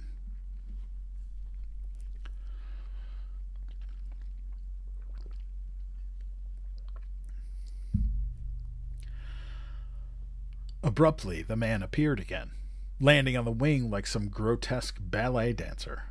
Wilson watched him as he set to work again, straddling the engine casing with his thick, bare legs and picking at the plates. Well, what was he so concerned about? Thought Wilson. That miserable creature couldn't pry up rivets with his fingernails. Actually, it didn't matter if the pilots saw him, nor, at least as far as the safety of the plane was concerned. As for his own personal reasons... It was at that moment that the man pried up one edge of the plate. Wilson gasped. Here, quickly, he shouted, noticing up ahead the stewardess and the pilot coming through the cockpit's doorway. The pilot's eyes jerked up to look at Wilson, then, abruptly, he was pushing past the stewardess and lurching up the aisle. Hurry! Wilson cried. He glanced out the window in time to see the man go leaping upward. That didn't matter now. There would be evidence.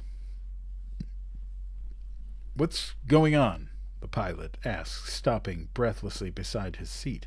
He's torn up one of the engine plates, said Wilson, in a shaking voice. He's what? The man outside, said Wilson. I'll tell you, he's... Mr. Wilson, keep your voice down, ordered the pilot. Wilson's voice went slack.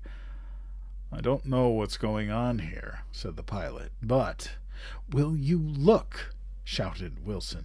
Mr. Wilson, I'm warning you. For God's sake, Wilson swallowed quickly, trying to repress the blinding rage he felt. Abruptly, he pushed back against his seat and pointed at the window with a palsied hand. Will you, for God's sake, look? He asked. Drawing in an agitated breath, the pilot bent over. In a moment, his gaze shifted coldly to Wilson. Well? He asked. Wilson jerked his head around. The plates were in their normal position. Oh, now wait, he said, before the dread could come. I saw him pry that plate up. Mr. Wilson, if you don't... I said I saw him pry it up, said Wilson. The pilot stood there looking at him in the same withdrawn, almost aghast way as the stewardess had. Wilson shuddered violently. Listen, I saw him, he cried. The sudden break in his voice appalled him. In a second, the pilot was down beside him. Mr. Wilson, please, he said. All right, you saw him. But remember, there are other people aboard. We mustn't alarm them. Wilson was too shaken to understand at first. You mean you've seen him, then? He asked. Of course, the pilot said, but we don't want to frighten the passengers. You can understand that. Of course. I don't want to... Wilson felt a spastic coiling in his groin, lower stomach. Suddenly, he pressed his lips together and looked at the pilot with malevolent eyes. I understand. The thing we have to remember, began the pilot. We can stop now, Wilson said. Sir? Wilson shuddered. Get out of here, he said. Mr. Wilson, what? Will you stop? Face whitening, Wilson turned from the pilot and stared out at the wing, eyes like stone. He glared back suddenly. Rest assured, I'd not say another word, he snapped. Mr. Wilson tried to understand. Wilson twisted away and stared out venomously at the engine. From a corner of his vision, he saw 2 passengers standing in the aisle looking at him. Idiots! His mind exploded. He felt his hands begin to tremble and, for a few seconds, was afraid that he was going to vomit. It's the motion, he told himself. The plane was bucking in the air now like a storm-tossed boat. He realized that the pilot was still talking to him, and refocusing his eyes, he looked at the man's reflection in the window. Beside him, mutely somber, stood the stewardess. Blind idiots, both of them, thought Wilson. He did not indicate his notice of their departure. Reflected on the window, he saw them heading toward the rear of the cabin. They'll be discussing me now, he thought. Setting up plans in case I grow violent. He wished now that the man would reappear, pull off the cowling plate, and ruin the engine. It gave him a sense of vengeful pleasure to know that only he stood between catastrophe and the more than 30 people aboard. If he chose, he could allow that catastrophe to take place. Wilson smiled without humor. There would be a royal suicide, he thought. The little man dropped down again, and Wilson saw that what he thought was correct. The man had pressed the plate back into place before jumping away. For now he was prying it up again, and it was raising easily, peeling back like skin excised by some grotesque surgeon. The motion of the wing was very broken, but the man seemed to have no difficulty staying balanced. Once more Wilson felt panic. What was he to do? No one believed him.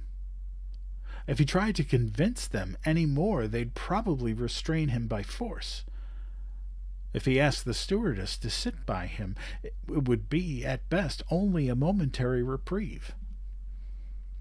The second she departed, or, remaining, fell asleep, the man would return. Even if she stayed awake beside him, what was to keep the man from tampering with the engines on the other wing? Wilson shuddered, a coldness of dread misting along his bones. Dear God, there was nothing to be done.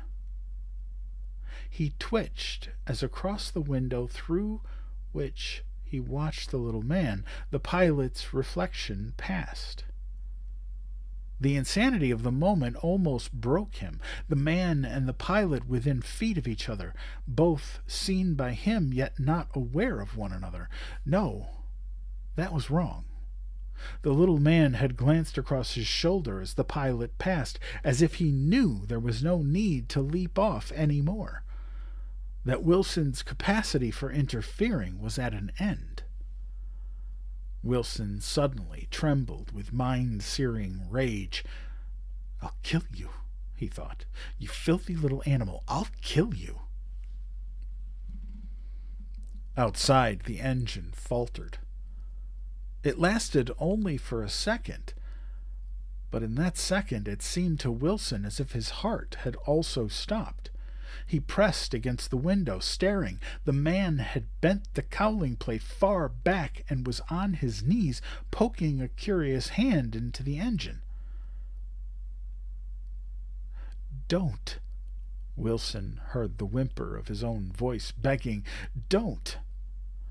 Again the engine failed. Wilson looked around in horror. Everyone was deaf. He raised his hand to press the button for the stewardess, then jerked it back. No, they'd lock him up, restrain him somehow, and he was the only one who knew what was happening. The only one who could help.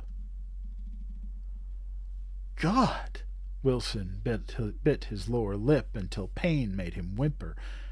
He twisted around again and jolted. The stewardess was hurrying down the rocking aisle. She'd heard it. He watched her fixedly and saw her glance at him as she passed his seat. She stopped 3 seats down the aisle. Someone else had heard. Wilson watched the stewardess as she leaned over, talking to the unseen passenger. Outside, the engine coughed again. Wilson jerked his head around and looked out with horror-pinched eyes. "Damn you!" he whined.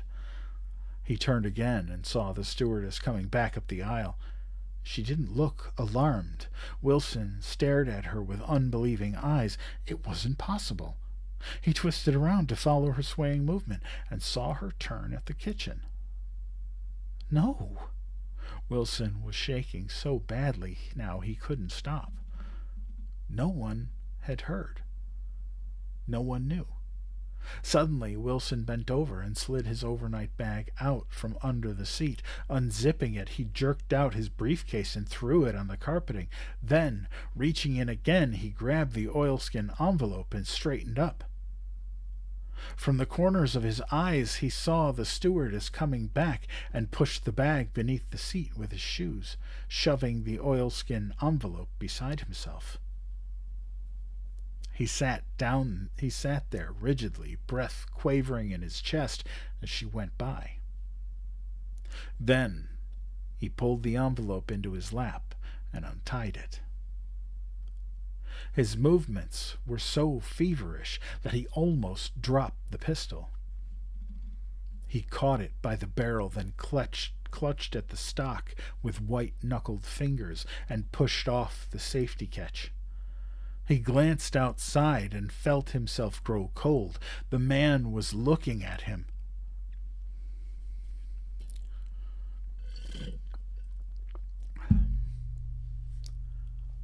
Wilson pressed his shaking lips together.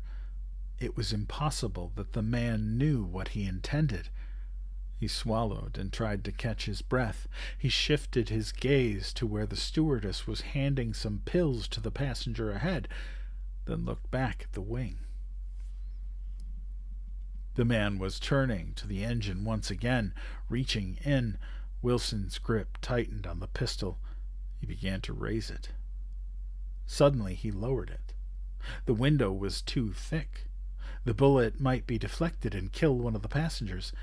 He shuddered and stared out at the little man. Again, the engine failed. Wilson saw an eruption of sparks cast light across the man's animal features. He braced himself. There was only one answer. He looked down at the handle of the emergency door. There was a transparent cover over it. Wilson pulled it free and dropped it. He looked outside. The man was still there, crouched and probing at the engine with his hand. Wilson sucked in a trembling breath. He put his left hand on the door handle and tested. It wouldn't move. Downward, upward, there was play. Abruptly, Wilson let go and put the pistol in his lap. No time for argument, he told himself. With shaking hands, he buckled the belt across his thighs. Then the door was opened. When the door was opened, there would be a tremendous rushing out of air. For the safety of the ship, he must not go with it. Now, Wilson picked the pistol up again, his heartbeat staggering. He'd have to be sudden, accurate. If he missed, the man might jump onto the other wing. Worse, onto the tail assembly, where, invalid, he could rupture wires, mangle flaps, destroy the balance of the ship. No, this was the only way. He'd fire low and try to hit the man in the chest or stomach. Wilson filled his lungs with air. Now, he thought, now. The stewardess came up the aisle as Wilson started pulling at the handle. For a moment, frozen in her steps, she couldn't speak. A look of stupefied horror distended her features, and she raised one hand as if imploring him. Then, suddenly, her voice was shrilling above the noise of the engine. "Mr. Wilson, no!" "Get back!" cried Wilson, and he wrenched the handle up. The door seemed to disappear. 1 second it was by him in his grip. The next, with a hissing roar, it was gone. In the same instant, Wilson felt himself enveloped by a monstrous suction which tried to tear him from his seat. His head and shoulders left the cabin, and suddenly he was breathing tenuous, freezing air. For a moment, eardrums almost bursting from the thunder of the engines, eyes blinded by the Arctic winds, he forgot the man. It seemed he heard a prick of screaming in the maelstrom that surrounded him, a distant shout. Then Wilson saw the man.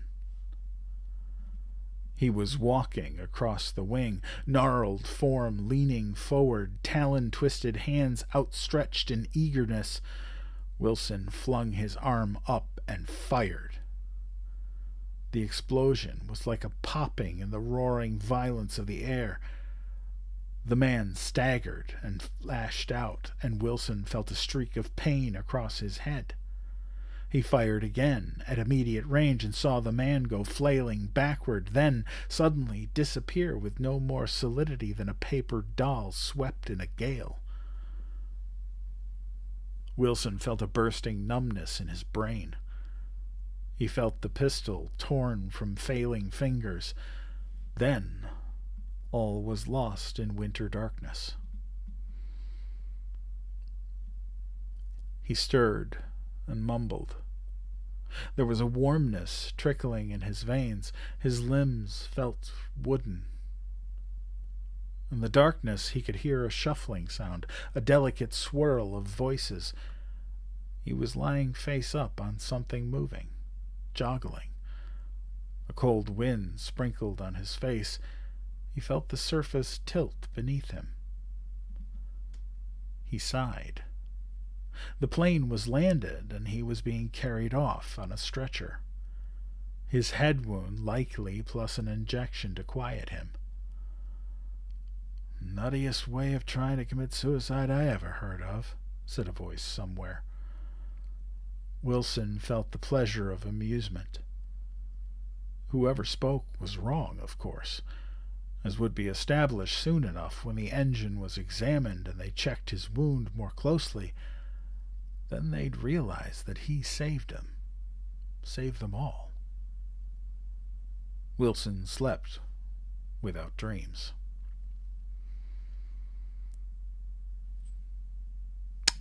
Well, there we go.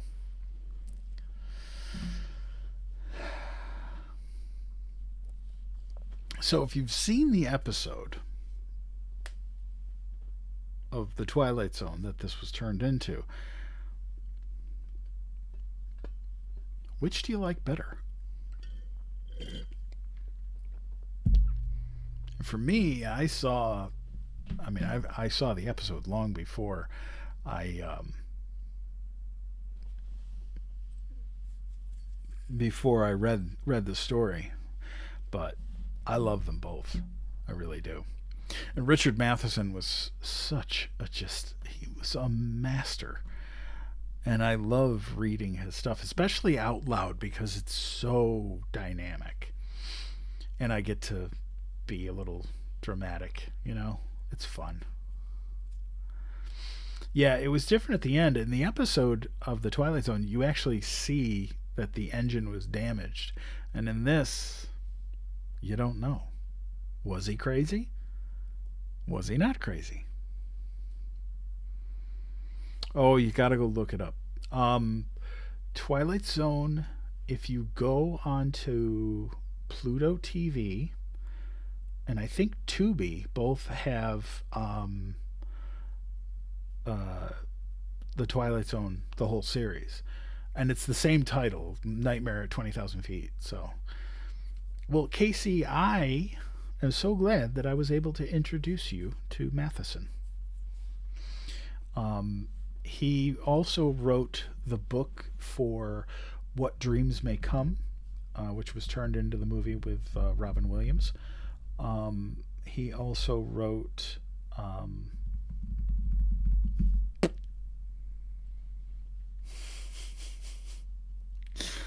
Oh, crap. The Haunting and. Oh, gosh. Tessa, help me out here. They made it into. It's Charlton Heston. Then they did one with Vincent Price, and then it was.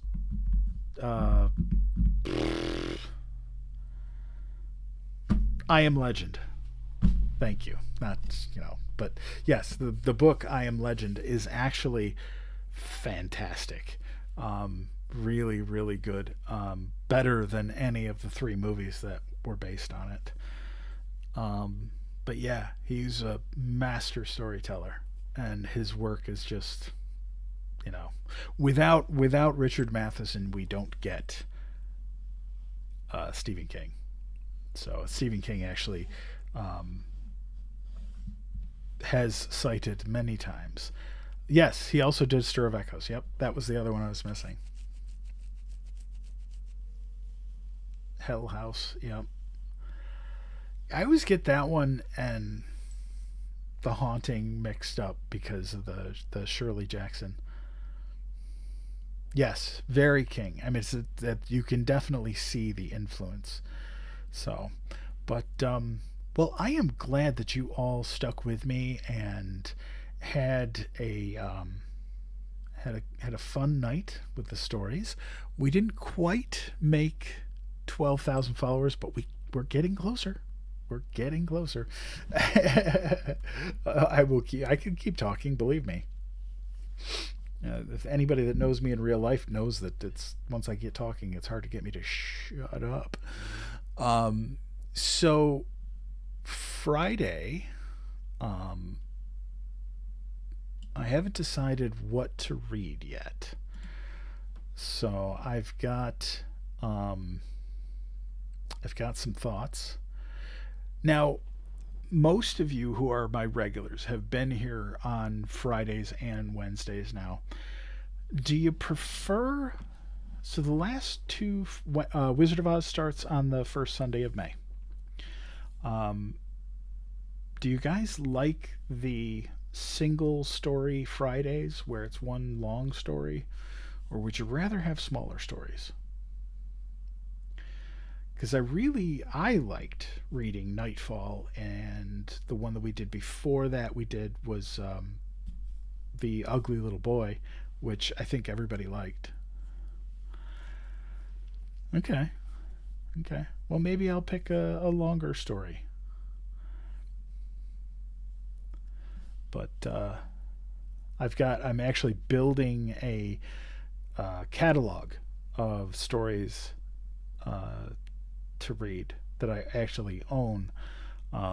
Whenever I get a new anthology, I pull all the stories from it and how many words, check the word count so I can see how long it would take me to read it. And yeah, so I love the shorter ones because it's you get to a more of a variety, or we can do nights like this where we do three of the same author, or back when we did the Ray Bradbury evening, or where we've done the we did the evening with Edgar Allan Poe, and then also the H.P. Lovecraft. It's slightly less creepy. Well, maybe I can pick a science fiction story. something that's a little less. Though I have a tendency to pick the darker science fiction stuff, and I don't know if you guys remember doing the story "The Cold Equations," which is yeah, that's a fun story. Well, it's kind of dark, but it's still good too. So, but I can do less creepy. I'm happy. Yay, 100,000 likes. You guys are wonderful. I really appreciate all of you. Um, it's been a wild ride, you know, this journey to get here. And this is not a brag or anything, but, it's between subscriptions and the gifts that you guys are so generous with. Um, I have made, just over $100 this month from TikTok, which is crazy, you know, and that puts gas in my car. It's groceries. It's because I don't have a regular 9 to 5 job, and it's a little difficult. Um, but doing this and doing the audiobooks that I've been doing, um, I am very close to being able to do, whether it's audiobooks or this, being able to do this full time. And I really have you guys to thank for it. You guys that show up every Wednesday, every Friday, every Sunday, that you guys schedule your time to be here. It pays for the energy drinks. Yes, they're right. Yeah, pays for the energy drinks. Now, if you guys like Monster, this Punk Punch is actually pretty good. But I just, this is something that brings me a lot of joy, and being able to interact with all of you, it's wonderful. I look forward. They're like my favorite times of the week, is being able to come on here and read these stories and talk to you guys. And I love watching you guys interact with each other, because it means community, and it means it's it's almost to say that I'm building because it really is we are building a space that we tell scary stories, and we tell these stories, but it's a space where everybody gets along. Everybody is so nice to each other. Like, nobody comes in here and is shitty. And if they are, they leave. They don't stay, And that matters to me. When I say at the end of the night, when I say, please be kind to yourself, be kind to each other, because kindness matters, that is something that I truly believe in. And it's something that always leading with kindness is something that I tried very hard to, and I sing sometimes, yeah, when to instill with my kids. And my kids are honestly two of the kindest people I know. They're 20 and 18. It's kind of crazy. Oh God, dancing, yeah. You guys are crazy. You know what? Reader, I think that is absolutely true. We had somebody, oh gosh, it was a few weeks ago, somebody came in here and was like, why is a grown man reading a children's story? And it's like, if you're asking that question, you're in the wrong place. Because why wouldn't I be? I mean, that was when we were doing Mrs. Frisbee and the Rats of Nim. I love it.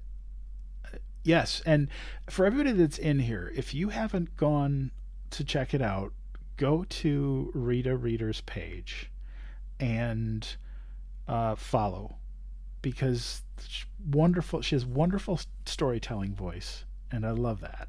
So, and the stuff that she's reading is great.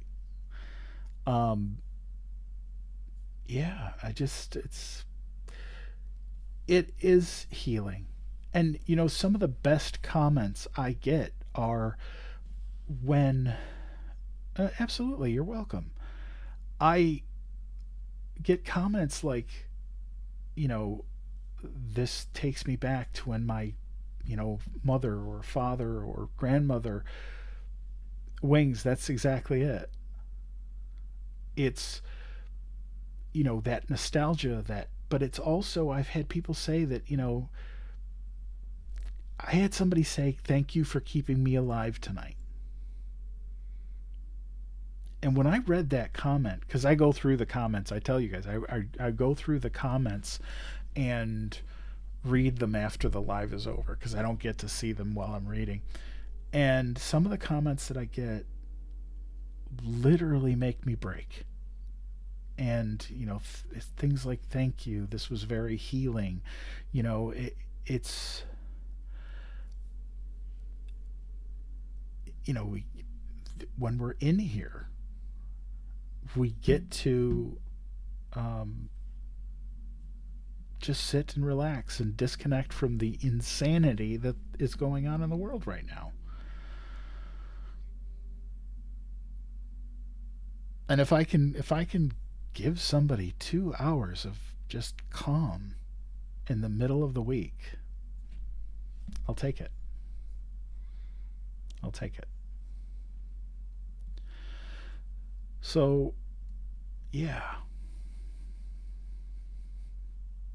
Oh, Kaylee, thank you. And I cannot even imagine. My kids are graduated, but back when they were in high school, you guys got it tough, man. You guys got it tough. So I have the utmost respect for teachers. Yeah, and I have this oh, what's his name? Eddie comes in here. He can't read things because he's blind. And he comes in and he listens to me read. And he gets his stories. And it's like, that's freaking awesome.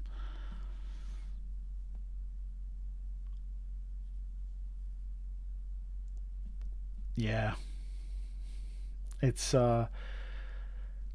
school has changed. I mean, and honestly, I don't know. The kids don't seem a whole lot of different from when I was, in high school eons ago. Yeah, I mean, I graduated from high school in '93, so it's yeah, I'm old. DK, how are you, brother? Welcome in. Or how long have you been here? Are you lurking? For those of you that don't know, uh, this gentleman right here, DK Art, uh, is a fantastic, whimsical artist, and I love his stuff. And go follow him. He has a coloring book, which, dang it, I purchased it. I purchased the coloring book, and I don't know where it is. My office is an absolute mess right now, because I'm trying to make room for my booth. But DK is going to be doing some of the artwork for Wizard of Oz, and it is an honor to have him doing that for me. Um, oh, dude, it's an artist thing, man.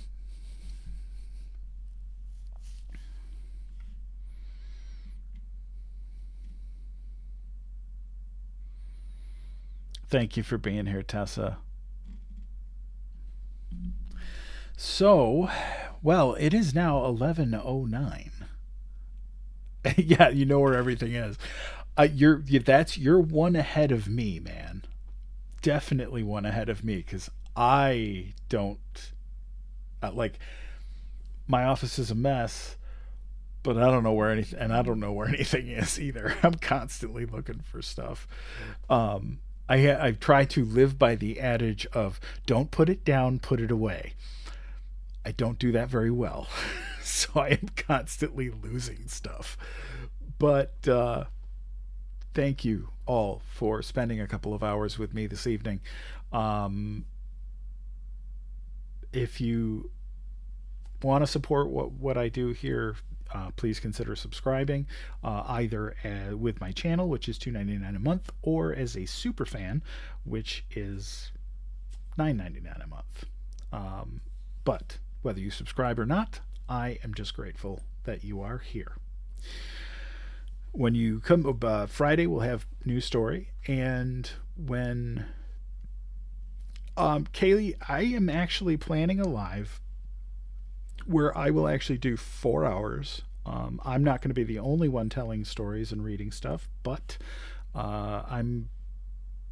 it depends, because sometimes my voice can't handle that many. So 2 hours seems to be a happy medium for me, especially if I've been recording all day. I can hear it now. My voice is starting to fry. Yeah. So